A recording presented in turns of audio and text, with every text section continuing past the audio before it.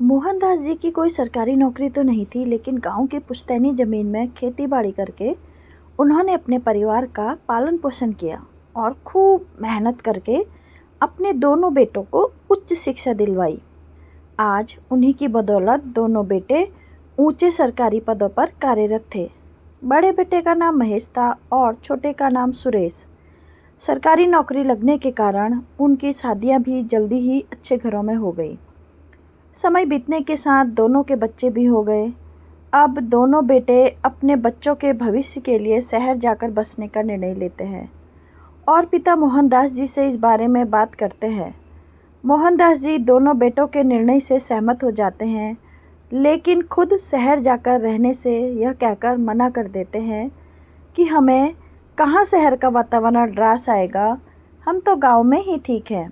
दोनों बेटे पिताजी के फैसले पर सहमत हो जाते हैं, पर उन्हें हर महीने का खर्चा भेजने का वादा करके स्वयं अपने परिवार के साथ शहर में बस जाते हैं। जब तक मोहनदास जी जीवित रहे, उनकी पत्नी सुशीला जी भी गांव में ही रही, लेकिन पति की मृत्यु के बाद उन्हें अकेलापन खलने लगा और बुढ़ापे के कारण वे बीमार भी रहने लगे। तब पड़ोसियों ने कहा, अम्मा जी, अब बुढ़ापा आ गया है, अपने बेटे बहू के पास जाकर क्यों नहीं रहती? अब बेटे बहू बुढ़ापे में काम नहीं आएंगे तो कब काम आएंगे? सुशीला जी को भी पड़ोसियों की बात सही लगी और उन्होंने अपने दोनों बेटों को खबर भिजवाई कि वो उन्हें लेने आ जाएं। उनका बड़ा बेटा महेश उन्हें शहर में ले आया और आदर भाव से उनकी सेवा करने लगा।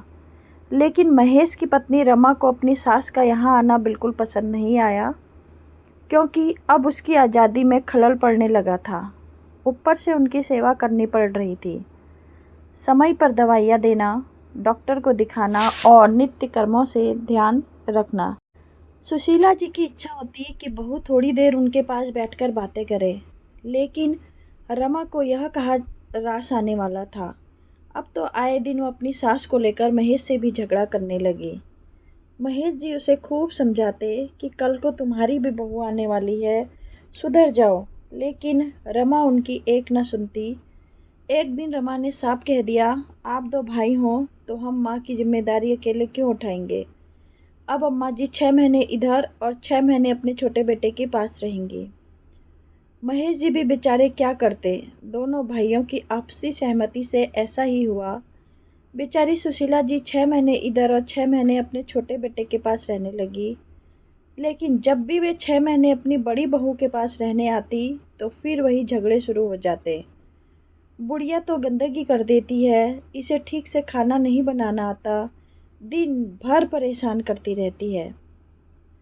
महेश जी को भी अपनी पत्नी के इस व्यवहार से बहुत दुखी रहते, लेकिन पत्नी के आगे उनकी एक न चलती।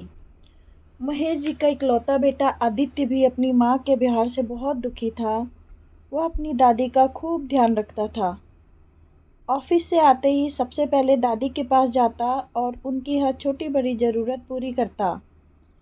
आदित्य का स्वभाव बहुत अच्छा था। अभी 2 महीने पहले ही आदित्य की सगाई उसके ही ऑफिस में काम करने वाली रागिनी से तय हुई थी और 1 महीने बाद उसकी शादी होने वाली थी।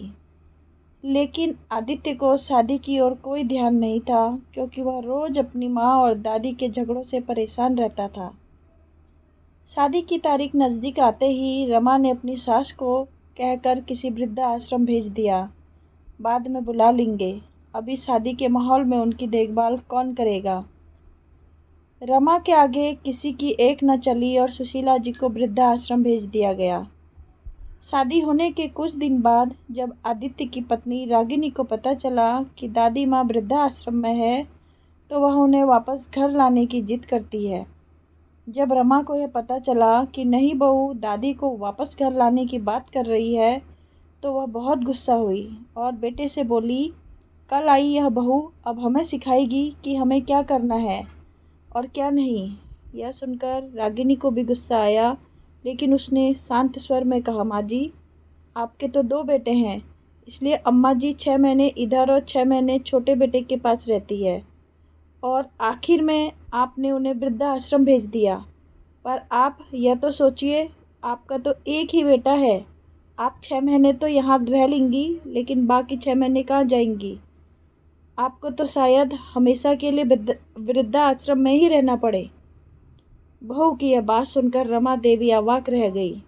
उनके मुंह से एक शब्द भी बाहर नहीं निकला। पास खड़े महेश जी मंद मंद मुस्कुरा रहे थे कि जो बात वे इतने दिनों से अपनी पत्नी को समझाने की कोशिश कर रहे थे, वही बात उनकी नई बहू ने आते ही समझा दी। दूसरे दिन आदित्य दादी को वृद्धाश्रम से लेकर आया। दादी जैसे ही गाड़ी से उतरी, रमा दादी के पास आकर रोने लगी और अपने किए पर माफ़ी मांगने लगी। तब सुशीला ने कहा, अरे बहू, तुम्हें अपने किए का पछतावा है, यही तुम्हारी माफ़ी है। इतना कहकर उन्होंने अपनी बड़ी बहू रमा को गले लगा लिया और अपने पोते की बहू रागिनी के सिर पर हाथ रखकर कहा, तू सच सच में बड़े घराने की लड़की है। तेरे माँ बाप ने तुझे इतने अच्छे संस्कार दिए हैं कि तूने अपनी समझदारी से मेरी बहू का मन भी बदल दिया। यह कहकर सुशीला जी ने रागिनी को गले लगा लिया। तभी आदित्य हंसते हुए बोला, अरे दादी, मुझे तो भूल ही गई। सुशीला जी बोली, आजा तू भी, तू तो मेरा लाडला बेटा है। दूर खड़े महेश जी खुशी के आंसुओं के साथ परिवार को एक होता देखकर भगवान का शुक्रिया अदा करते थे। यह कहानी जीवन की एक सच्चाई को दर्शाती है कि हमें जो भी कर्म करते हैं, ईश्वर हमें वही दोगुना करके लौटाता है।